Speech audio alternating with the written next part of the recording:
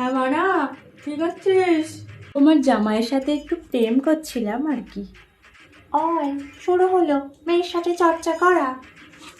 কি গো বৌমা, কিছু বলছো নাকি? না না মা, আমি আবার কি বলবো? কাল কি হয়েছে জানিস?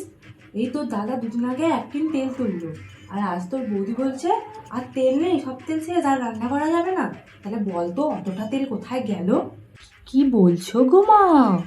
তবে আর বলছি কি তোকে, সেই সেদিন বৌদির মা এসেছিল না, দেখো গিয়ে সরিয়ে দিয়েছে হয়তো সব, একটু খোঁজ খবর রাখো।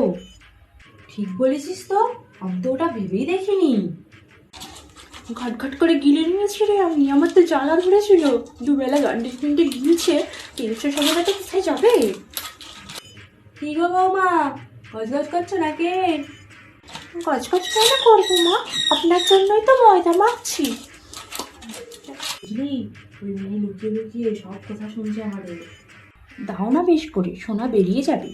যা বলেছিস, আমার কি ইচ্ছা হয়নি, কিন্তু তোর দাদাকে তো আবার হাত করে রেখে দিয়েছে, আমার কিছু বলাও যাবে না। মা, ও মা, কথা বলা হলো?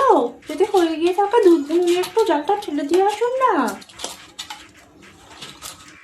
নে, মহারানী আবার অর্ডার দিয়ে দিয়েছে, পরে ফোন করছি, ঠিক আছে? আচ্ছা মা, সময় পেলে ফোন করবে। বেশি খাটাখাটনি আবার করুনি জানো, ওই রাক্ষসীকে দিয়ে কাজ করাবে।